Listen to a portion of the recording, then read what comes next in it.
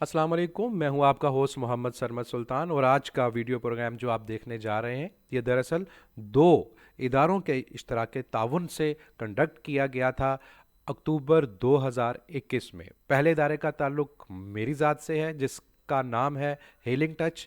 Healing touch is a centre for meditation, hypnosis, yoga, recce and business consultancy और 2013 से ये अपनी सर्विसेज मैसेज को दे रहा है। जबकि दूसरा इदारा सफदर सहर फाउंडेशन है जिसके रूह रवां सफदर सहर खुद हैं, जिन्होंने अपने वीडियोस के क्वालिटी कंटेंट की वजह से लाखों इंसानों की ज़िंदगी में अपने हिस्से का दिया जलाया है। 14 दिनों पर मुश्तमिल ये मेडिटेशन कैंप पाकिस्तान के खूबसूरत इलाके छत्तर प्लान केपीके में मुनक्किद किया गया था।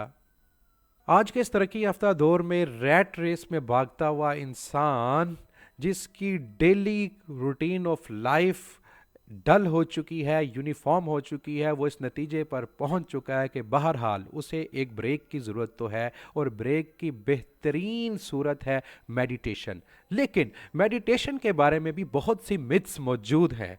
ये वीडियो आपको बताएगी कि मेडिटेशन किसी ख़ास एक्शन ओरिएंटेशन का नाम नहीं है, बल्कि मेडिटेशन तो एक बीइंग की स्टेट का नाम है और आप मौजूदा लम्हे में रहते हुए किसी भी वक्त आप लाइटर हो सकते हैं, मेडिटेटिव हालत में रह सकते हैं। तो देखते हैं आज का ये प्रोग्राम को देखकर आपके लाइक्स एंड कमेंट्स बताएंगे कि आपको ये प्रोग्राम कैसा लगा।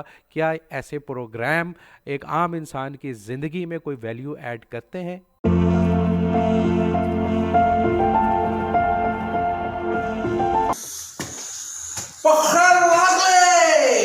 Assalamualaikum. Today is day 7 spiritual retreat camp.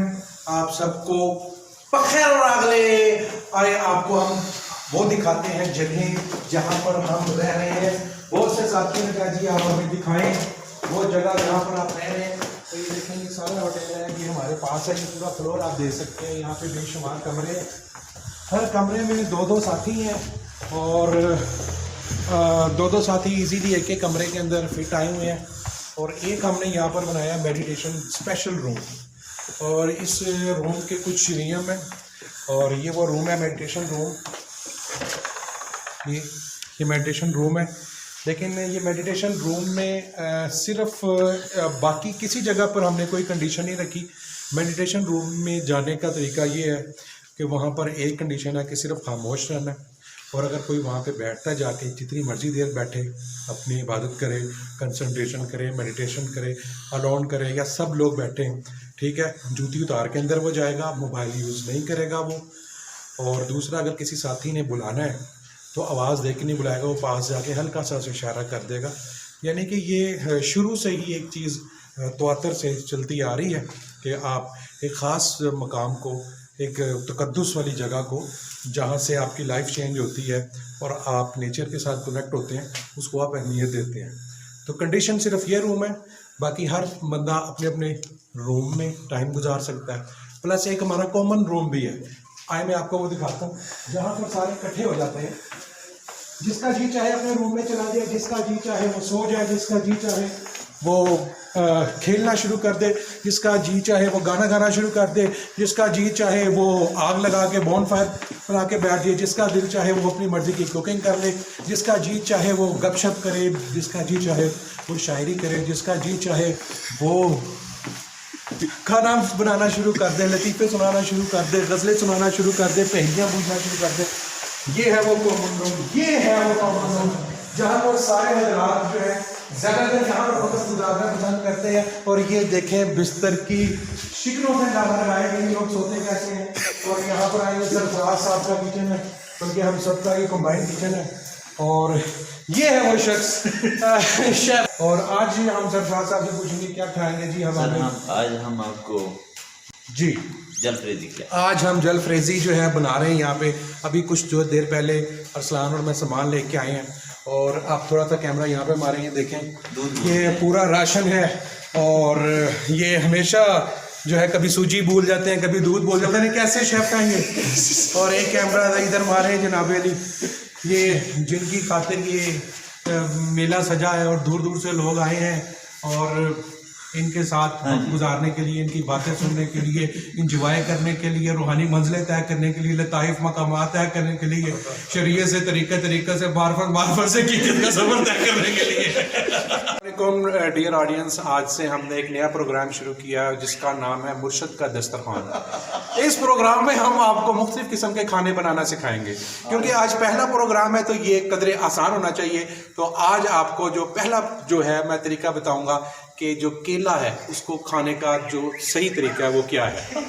सबसे पहले केले को हाथ लगाने से पहले बिस्मिल्लाहिर्रहमानिर्रहीम पढ़ें और केले को आप राइट साइड पे राइट हैंड से पकड़ें और फिर आहिस्ता आहिस्ता इसको नंगा करें और क्योंकि और फिर केला कच्चा है और फिर आप बिस्मिल्लाह पढ़ के केले को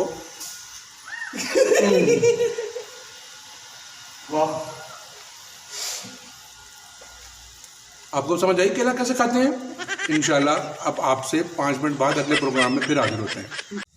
अस्सलाम वालेकुम। आज हम मुर्शद का दस्तरखान के प्रोग्राम नंबर 2 से हाजिर हुए हैं और आज हम आपको जो रेसिपी मैं आपको सिखाने जा रहा हूँ उसका नाम है चिकन जलफ्रेजी।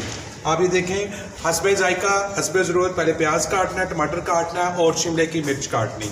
ये आपने काट ली। इसके बाद आपने बोनलेस चिकन लेना है और उसको आपने दही में मिला देना है और दही का जो है मसाला भी आपने तैयार रखना है और पानी की आंच इतनी होनी चाहिए जितनी कि आप देख रहे हैं, इतना होना चाहिए। ठीक है जी।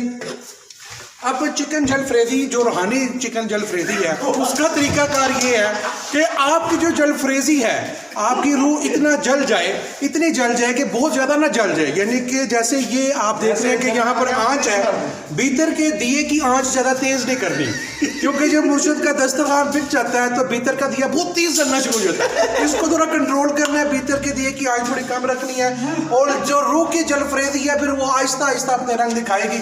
ये देखें, फिर बीच में ओलपर का दूध भी डालना है ताकि रूहानियत भी बीच में शामिल हो जाए। दूध का ताल्लुक नूर से है, रूहानियत के साथ है। अल्लाह नूर समावाति वल अर्ज, हमने उसकी अर्ज से ये सारी जो है ये नेमतें समेटी हैं। तो आज हमने आज सीखा जलफ्रेजी कैसे बनाते हैं। तो रूहानी तौर पर आप जब तक जल भुन नहीं जाते जलफ्रेजी तैयार नहीं होती। उम्मीद है कि ये रेसिपी आपको याद रहेगी। बहुत बहुत शुक्रिया। मेरा नाम अरसलान है, मैं इस दुनिया का एक आम सा वासी हूँ। मेरा सवाल सरमद भाई से, सरमद भाई आप ये बताएं किसी चीज़ को अहमियत देना क्यों ज़रूरी है? हर चीज़ अहमियत की हामिल होती है और ड्यू प्रोटोकॉल देना चीज़ों को, इंसानों को, मेरा नहीं ख्याल कोई बुरी बात है। डॉक्टर को आप डॉक्टर नहीं कहेंगे तो क्या कहेंगे? डॉक्टर को आप डॉक्टर नहीं कहेंगे तो क्या कहेंगे? क्या कहेंगे? जारी बात है, डॉक्टर को अब मरासी तो कह नहीं सकते। इन खाली सड़कों के बारे में आपका क्या रिव्यू है?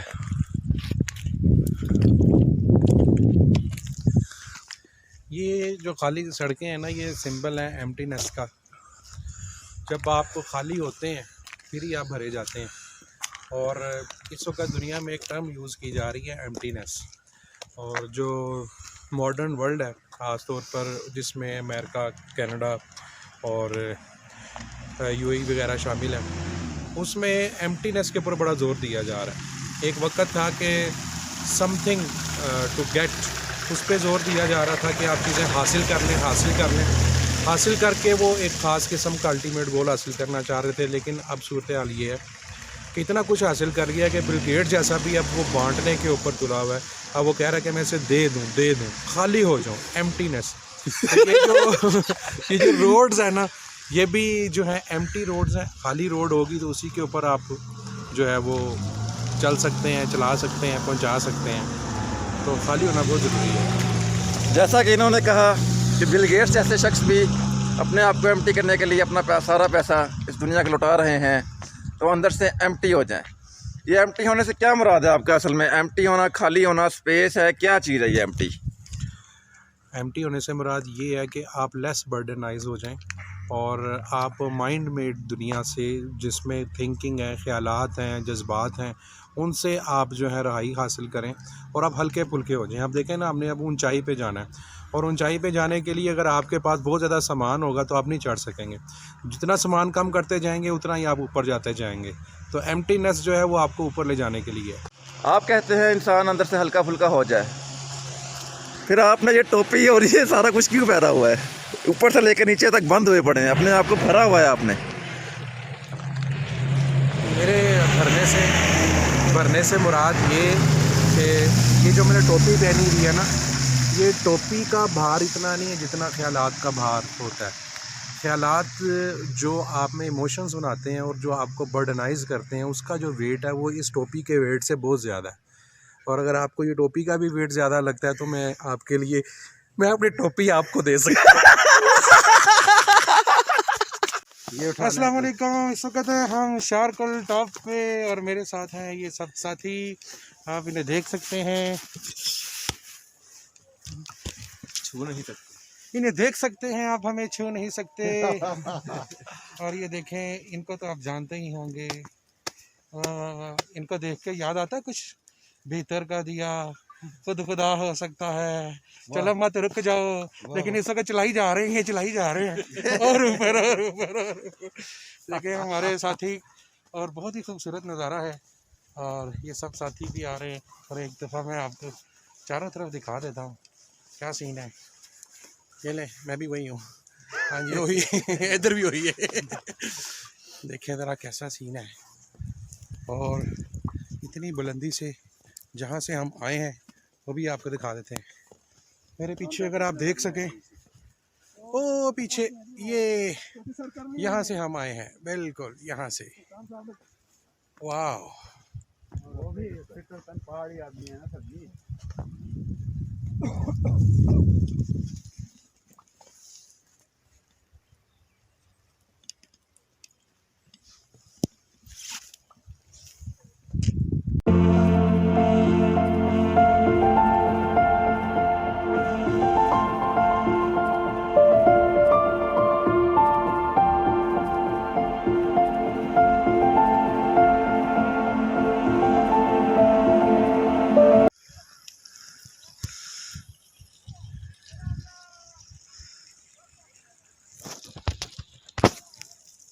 क्या लिखा हुआ है सरवत भाई? Spiritual camp. Spiritual camp. ये देखिए, बताना भी मैंने था, फिर वीडियो का क्या सस्पेंस रहा भाई। स्पिरिचुअल कैंप लिखा हुआ है। रिट्रीट नहीं लिखा क्योंकि बहुत ज़्यादा लिखना पड़ रहा है। इतना मैं पढ़ा लिखा नहीं हूँ। और ये मुर्शद पत्थर के सनम तो सुने थे, बर्फ़ का सनम बनाते हुए हर ऑडियंस को ये पैगाम दे रहे हैं कि खुद खुदा हो सकता है, पानी बर्फ़ हो सकती है। तो ये ये क्यों नहीं? अब देखें जी, ये एक कतरा है, ये पानी का एक कतरा है, ये भी उतना ही H2O है जितना के पूरा समंदर। तो खुद खुदा हो सकता है। केक नुमा हलवे की डिश, मुझे एक वो चाहिए इसकी पार्टीशन करने के लिए। नहीं, जो बीच में जाए ज़रा, ये मोटी।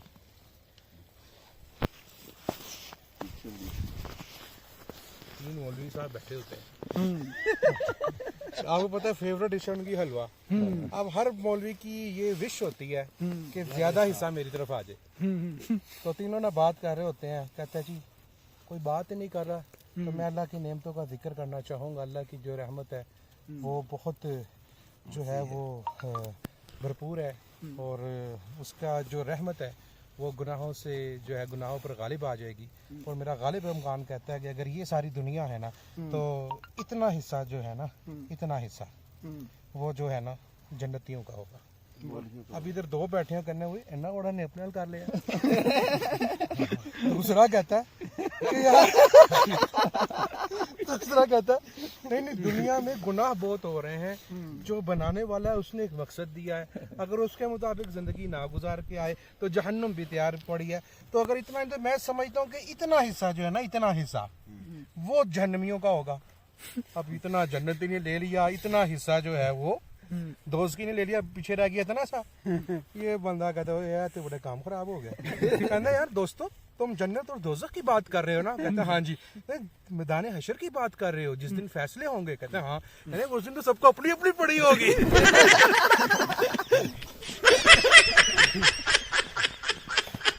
दोबारा आप बना रहे हैं।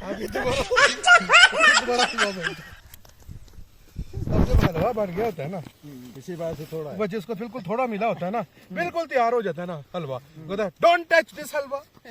ये हलवा सिर्फ वही खाएगा जो आज रात सबसे अच्छा ख्वाब देखे। लिहाजा कल हमने रोजा रखना है और ये सहरी के टाइम ये हलवा हमने खाना है और फिर सारा दिन उसी से हमने दिन गुजारना है। तो अब ना सारे सो जाते हैं और फिर जब सुबह होती है तो हस्बे वादा एक दूसरे को अपना ख्वाब सुनाते हैं। तो पहला कहता है यार मैं सोया हुआ था, एक खूबसूरत सा जानवर आया है जिसके साथ पर भी लगे हुए थे, उसने मुझे अपनी पीठ पे सवार किया है और उसने मशरिक मगरिब शमाल जनूब आसमानों की मुझे सैर कराई है और मैंने ऐसी मैंने खलाई मखलूक़ें देखी हैं और ऐसे मैंने नज़ारे देखे हैं, क्या बात है। और मैंने जनाबेली गोल्डन रंग के ऐसी चीज़ें देखी हैं और ऐसे मैंने अनवारात देखे हैं कि क्या बात है, मैं तो उस मस्ती में बिल्कुल अब तक मदहोश हूँ। दूसरा कहता है ये तो कोई ख्वाब ही नहीं है, मेरा ख्वाब सुनो। मैं जब उठा हूँ तो एक आबदोज़ मेरे लिए तैयार थी और आबदोज़ सोने की बनी हुई थी। उस आबदोज़ में मुझे 4 लोगों ने पकड़ के बड़ी इज्जत के साथ बीच में बिठाया। आबदोज़ स्टार्ट हुई और वो दुनिया के सबसे बड़े समंदर के अंदर मुझे ले गई और उस समंदर के अंदर मैंने बेशुमार मछलियाँ देखी, बेशुमार मैंने समुद्री मखलूक देखी और ऐसे उसके अंदर ख़जाने ऐसे मोती देखे जो किसी को देखने नसीब नहीं हुए। तो तुम्हारा ख्वाब तो यार कोई ख्वाब नहीं है यार, उसके अंदर तो मैंने ऐसे मैंने खूबसूरत मछलियाँ और ऐसे मैंने समुद्री हयात देखी है। तीसरा जो था ना, अब उसकी बारी आ गई। कहते हाँ जी अब आप अपना ख्वाब सुनाएं। तो ये वही था वो जिसने यार वो बड़ा खामोशी से ना वो काम सा रहा होता है। कहते यार बोलते नहीं, ख्वाब सुनाओ अपना। कहते यार तुम लोग तो महवे ख्वाब थे, महवे खराम थे। मैं तो बस बैठा था कि एकदम दरवाज़ा खटका, मैं डरा, सोचा कि दरवाज़ा खोलूं या ना खोलूं, डरता रहा, लेकिन इसी शशोपन में दरवाज़ा खुद ब खुद ही खुल गया। और जो ही दरवाज़ा खुला तो मैं जो देखा तो एक बहुत बड़ा देव मेरे सामने आ गया और मैं तो उसके सामने कांपना शुरू हो गया। वो मेरे करीब बढ़ा था, मेरी सांसें जो है वो ख़त्म हो रही थी और ऐसे लगता था जो ही मुझे टच करेगा मेरा इस दुनिया से नामो निशान ही मिट जाएगा। लेकिन जब उनके गरम हाथ मेरे ठंडे ठंडे कान पे पड़े तो उसने मेरे कान से पकड़ के कहा उठ खड़ा हो। मैं खड़ा हो गया। उसने कहा ये ढकना उठा, मैंने ढकना उठाया।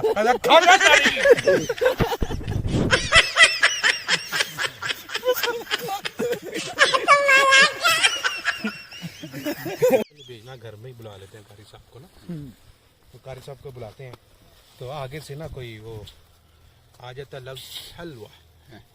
वो कारी साहब कहते हैं पढ़ो बेटा हलवा, बच्चे कहते हैं हलवा, बेटा हलक से निकालना, हलक से हलवा। वो कहती हलवा, बेटा हलक से निकालो हलवा, बच्चे हलवा, और मैं तुम्हें कह रहा हूँ हलक से निकालो हलवा। पीछे बच्चे की माँ की आवाज आती है कारी रब दा ना है, मैं चूल्हे से पका देती हलवा, मेरी बच्ची थी हलक तो ना कटवा लो।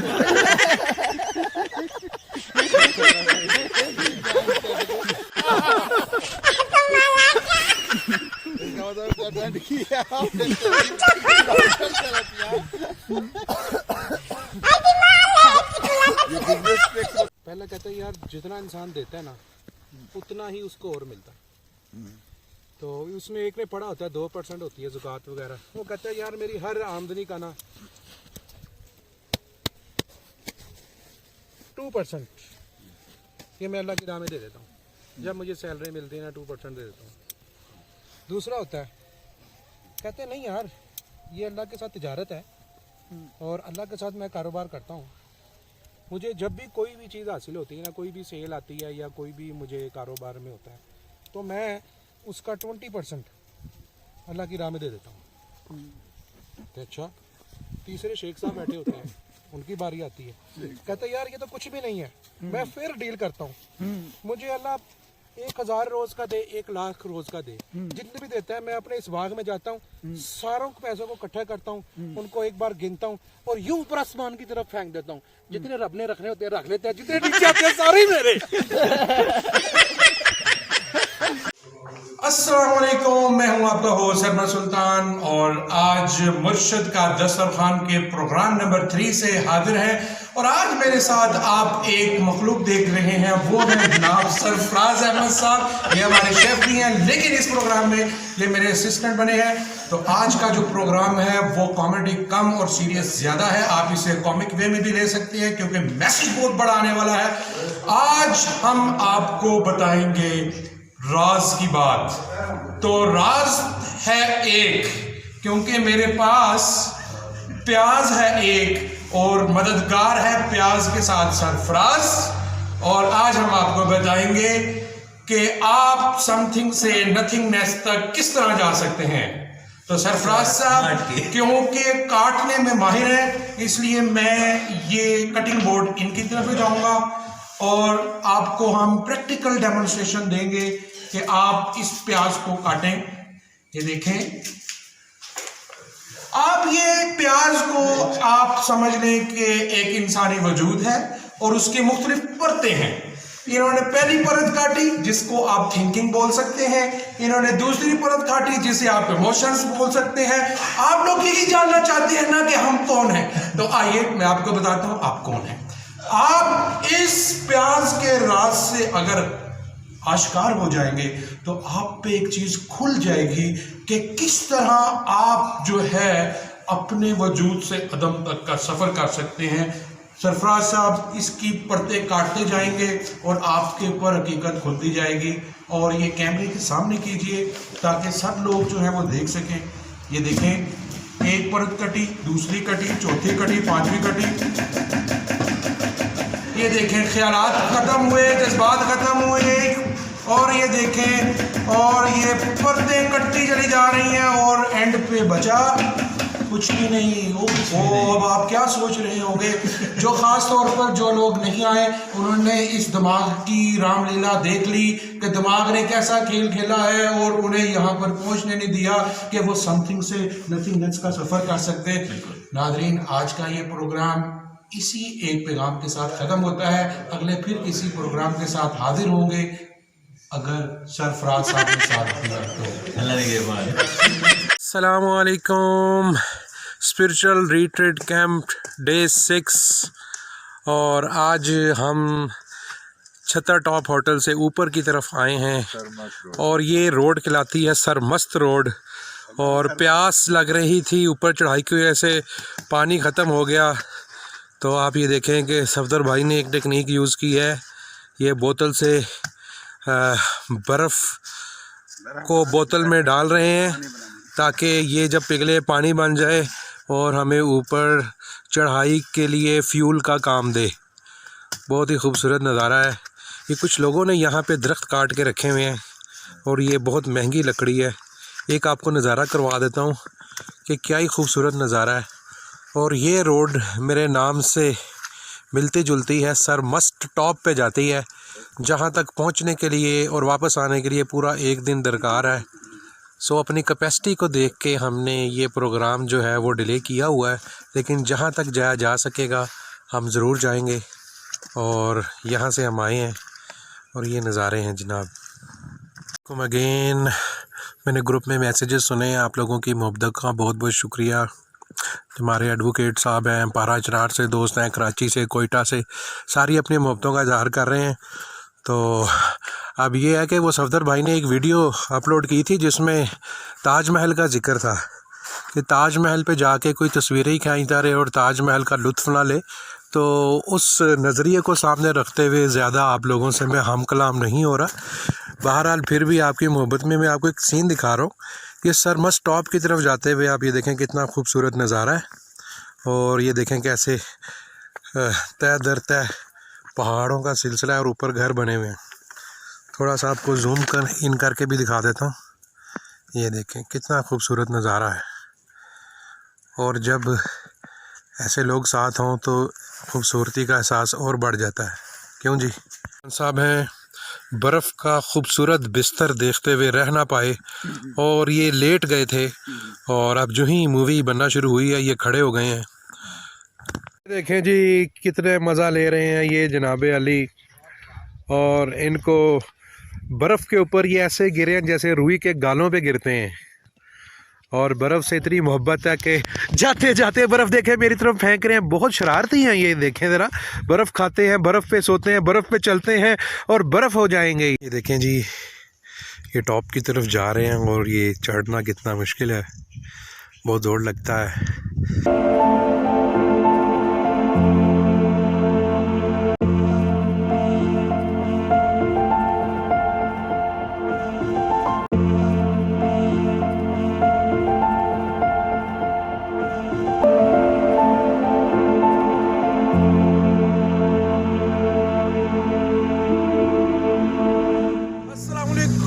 ये है डे 8 और इस वक्त हम शांगला टॉप पर मौजूद हैं और हमारे साथी सफदर भाई समेत वहाँ पर शांगला टॉप में मौजूद हैं। आए मैं आपको उनके पास लेके चलता हूँ, जल्दी से आ जाइए।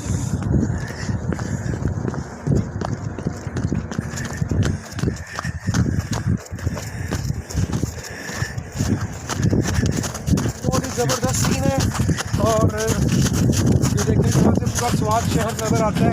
इस टॉप की खसूसियत ये है, यहाँ पर आप देखें कैमरा यहाँ पे लेके आए तो आप देखें, और कैमरा यहाँ पे लेके आए, ये देखें पूरे के पूरे शहर यहाँ पे समाये हुए हैं। सफदर भाई से पूछते हैं कि आपको कैसा लगा। आला, बहुत आला, और ग्रेड के अलावा बताएं कि ये बर्फ़ के दरमियान पहाड़ों में से हम होके हैं, आपको कैसा लगा। शानदार। शानदार, एक चौथा लफ्ज़ आ गया, शानदार, जान छूट गई शानदार कह के बस।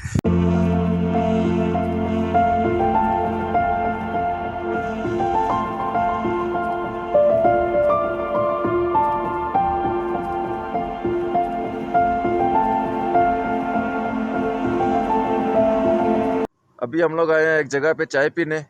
सरमत भाई ये कौन सी जगह है? ये जगह का नाम है जी आसमानी मोड़। अगर आप कैमरे को दाएं बाएं घुमा के दिखा सकें तो ये मोड़ ऐसा है कि इसमें आसमान भी नज़र आता है और ऐसा लगता है आसमान से नीचे की तरफ उतर रहे हैं। उस मुनासबत से इसका नाम आसमानी मोड़ रखा गया है।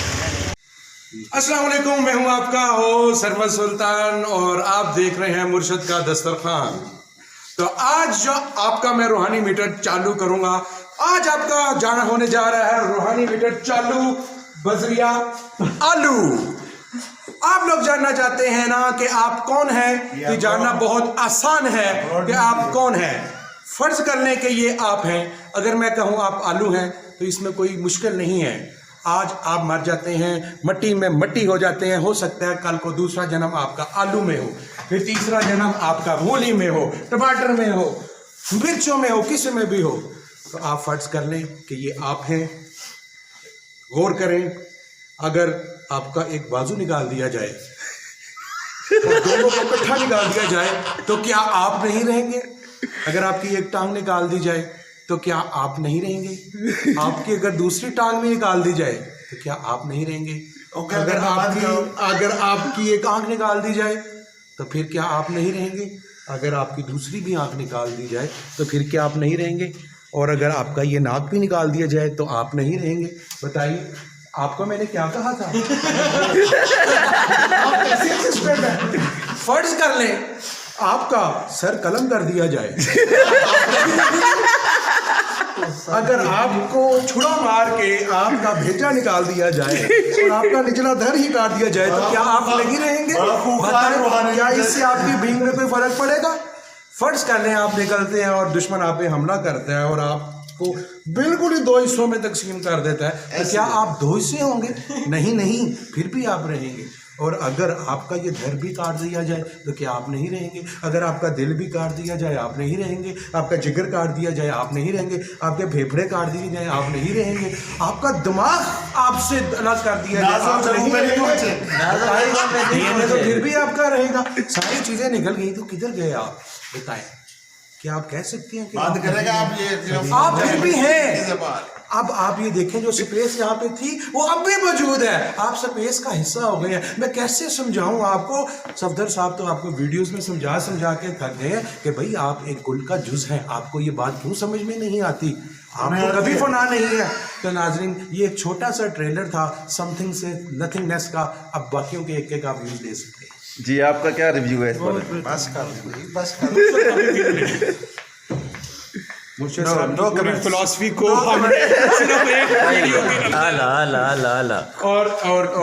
और इसके साथ ही आज का प्रोग्राम हम खत्म करते हैं। इंशाल्लाह नेक्स्ट एपिसोड के साथ फिर हाजिर होंगे।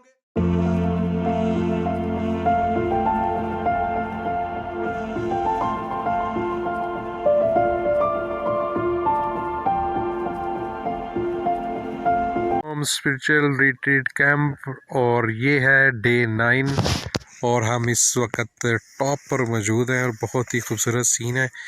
और यहाँ पे अगर मैं जूम इन करके आपको दिखा सकूँ, लोग देखें बर्फ़ में बड़े दूर दूर से इंजॉय करने के लिए आए हैं, खेल रहे हैं और जंगल टाइप जगह है सारी। और सफदर साहब और बाकी साथी जो हैं वो आगे निकल गए हैं काफ़ी, उनको हम ढूंढ रहे हैं। पता नहीं कौन सा आशियाना उन्होंने तलाश कर लिया है और उनको ढूंढते हुए भी 1 घंटा हो गया है, लेकिन वो नहीं मिल रहे। बहुत ही खूबसूरत नज़ारा है जी, यहाँ पे देखने वाला सीन है। और हम पीछे रह गए थे और सफदर साहब कुछ साथियों के साथ बहुत आगे निकल गए थे। और अब ये फाइनली देखें आ रहे हैं जनाब, खरामा खरामा रिमके रिमके, अजीब ही मस्ती में आ रहे हैं जनाब।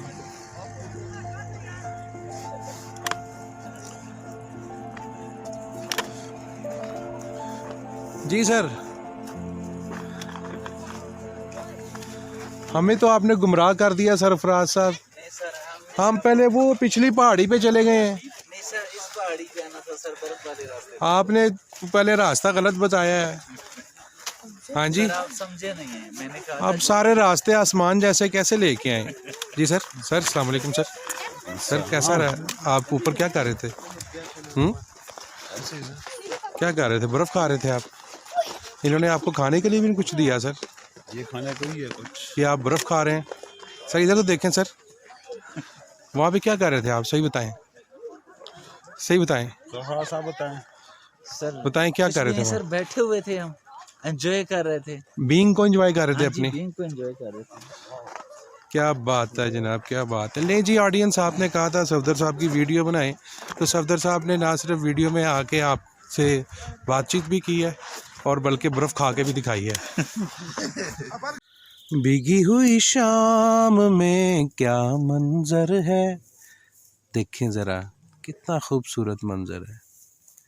और सूरज गरूब हो रहा है, सूरज का सीन चेक करें। और इस टॉप के ऊपर साथी पहुंच गए हैं, हर बंदा अपनी अपनी तैयारी कर रहा है। कहीं आग जल रही है, कहीं खाना पक रहा है।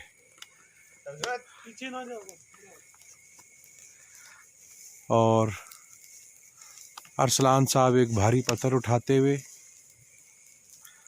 और ये सरफराज साहब जो हैं ये खाना बनाते हुए। और ये देखें नाज़रीन, आग लगी हुई है, आग, अंदर आग बाहर आग, बंदा किधर भाग।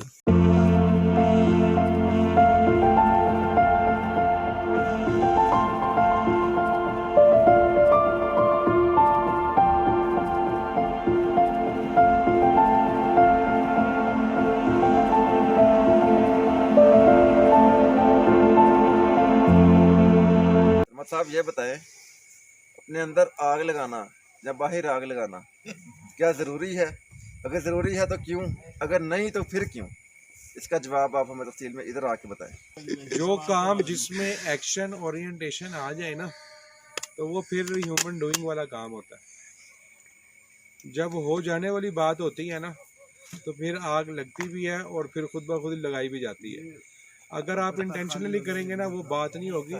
आपका सवाल से मुराद है भीतर का दिया कैसा जले। हाँ जी, आग लगाने की बेस्ट जगह। ये ना मैं आपको एक चैनल बता रहा हूँ, उस चैनल का नाम है ईशा, उसको सब्सक्राइब करें और वहाँ पर आपको एक टाइटल के साथ एक वीडियो क्लिप मिलेगा, बातन का चिराग कैसे रोशन करें। उसमें आपकी बात का तशफ़ी जवाब मौजूद है। सवाल ही करना था, कोई ऐसा करते कॉमेडी कर रहे हैं ना, कॉमेडी तो की नहीं है। देखे ना, मेरी ये सवाल ही एक कॉमेडी है, ठीक है ना। आपने सवाल ही इतना कॉमिक किया कि उसका जवाब। ये धुआं देख के आपके दिमाग में पहली चीज क्या आती है? शाम है धुआं जिसका रुआ रुआ। जंगल देख के आपके माइंड में क्या आता है? जंगल में मंगल तेरे ही दम से सबने ये शोर मचाया है। सरफराज। हम हुस्न को ताहद्दे नजर देखते रहे, नहीं थी ताबे दीद मगर देखते रहे। अपनी नजर से देखते तो ऐन शिर्क था, हम उनकी नजर से उनकी नजर देखते रहे और वो देखते रहे कोई देखता न हो, हम उनकी एहतियाते नजर देखते रहे। तो नाजरीन, आपने सुना होगा 3 औरतें 3 कहानियाँ। आज हम आपको सुनाते हैं 3 मर्द 3 कहानियाँ। रास्ते में मैंने इन 2 मर्दों को टारगेट दिया कि 7 मिनट के लिए अब आप अपनी आंखें बंद करेंगे तो जहाँ पर मैं कहूँगा आंखें खोलें तो जन्नत नज़ीर जगह होगी। तो 7 मिनट इन्होंने बड़े सब्र से और मेरे पे यकीन करते हुए आंखें बंद रखी, और जब इन्होंने आंखें खोली तो मैं इनको उस जगह पर ले आया जो मुझे जगह बहुत पसंद थी। और ये वो जगह है जो हमसे मिस हो गई थी। सफदर साहब पहले यहाँ पर आके साथियों के साथ बैठ के खूब मेडिटेशन करके गए हैं। नीचे अगर आप देखें तो क्या ही खूबसूरत नज़ारा है, घर हैं और दरख्त हैं, पहाड़ हैं, कहीं वाइटनेस है, कहीं ग्रीनिश है और कहीं पर कुदरत के क्या क्या मज़े हैं यहाँ पर। आप देखें, दूर से अगर देखें तो ये केक लग रहा है, केक, और दिल कर रहा है कि एक चाय का कप हो, चाय का कप हकीकी हो और ये सामने पहाड़ को मैं फर्जी केक समझकर मुर्शद के साथ नोश फरमा जाऊं। और बड़ा मज़ा आ रहा है। और इस सूरज से भी कह दो टाटा बाय बाय कर दे हमें। Okay, bye bye.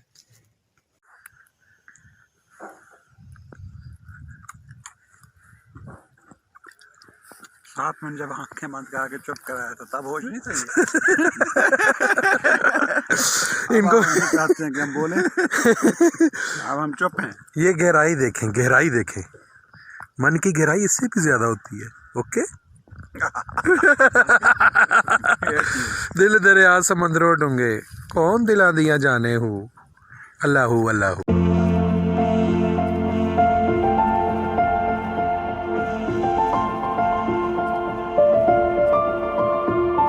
आखिर सरमस टॉप पे हम पहुंच गए हैं और बस मैं यही कहना चाहूँगा, तू राह नवर्द शौक है, मंजिल न कर कबूल, लैला भी हम नशी हो तो महमल न कर कबूल। मेरी तरफ से आप सबको हो सलाम कबूल। इतनी चढ़ाई चढ़ने के बाद एक शख्स समाधि में जा चुका है, नाम इसका सरफराज है और गया ये समाधि में हुआ है और अब हंस रहा है। इसका मतलब ये फेक समाधि थी।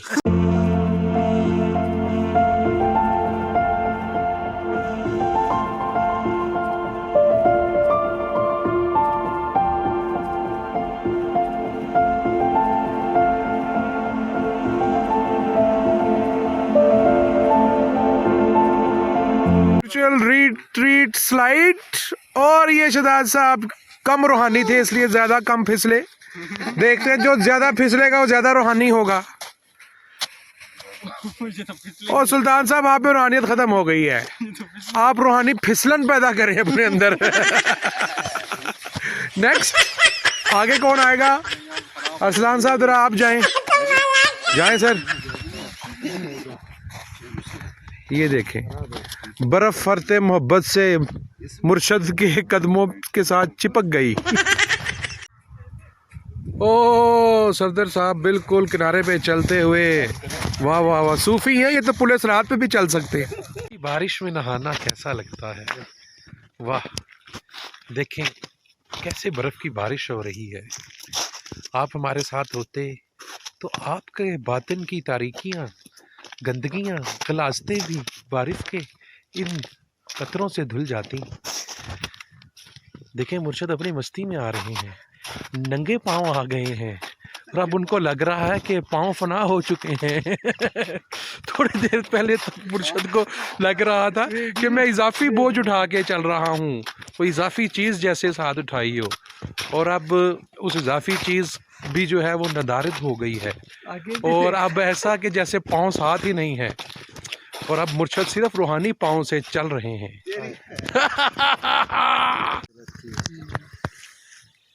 धूप में छाँव होती है इसकी, नहीं बैठते हैं इसकी से। अच्छी जगह है, प्यारी जगह है ये। आप जिस जगह पे रहते हैं वैसे ही खूबसूरत जगह। तो अभी आप लकड़ियाँ लेने निकले हैं? खेती बाड़ी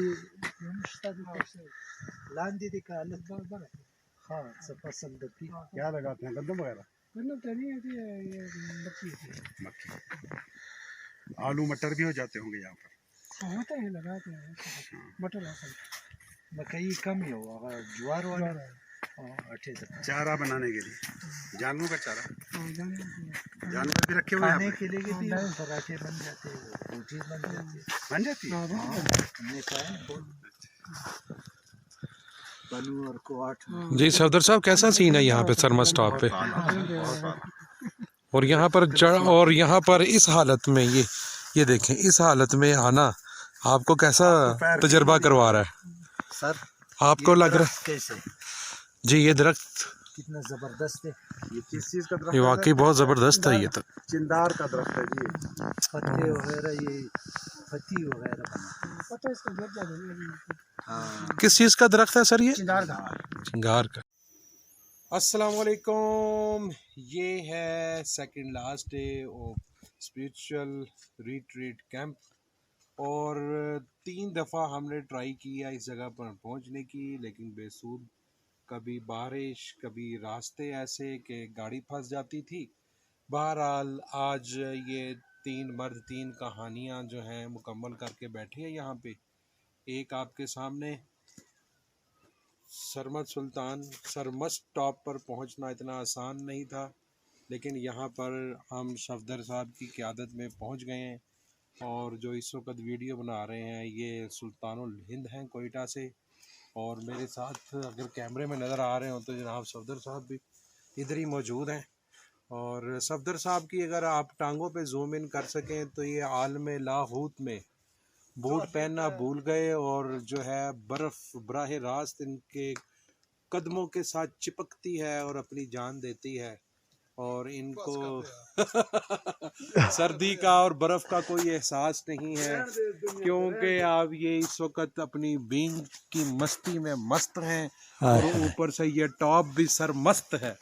क्या बात है। और एक कैमरा मुझे दिखाएं, मैं सुल्तान साहब का भी तारुफ करवाऊं। ये है सुल्तान साहब, और ये है वो सुल्तान साहब, सुल्तानुल आरिफीन, सुल्तानुल आशिकीन, रहबर तरीक़त, पीर तरीक़त मददुल्लाहुल आली। अस्सलाम वालेकुम, स्पिरिचुअल रिट्रीट कैंप डे 12 में खुशामदीद।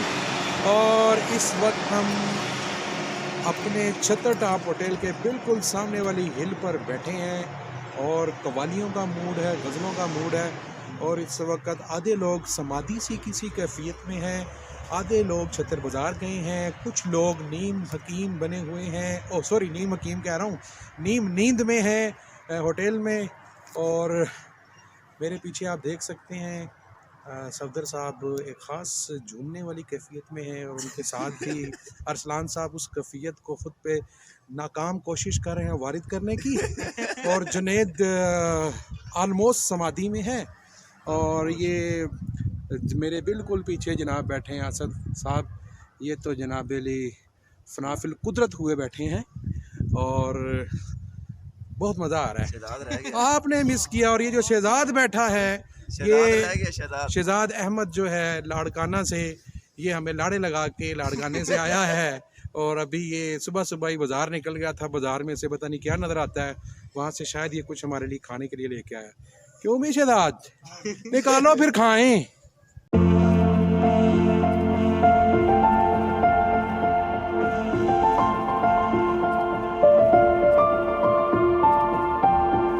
Virtual retreat camp last day, और इस वक्त हम शिंक्यारी बाग में हैं जहाँ पर चाय की पत्ती उगती है।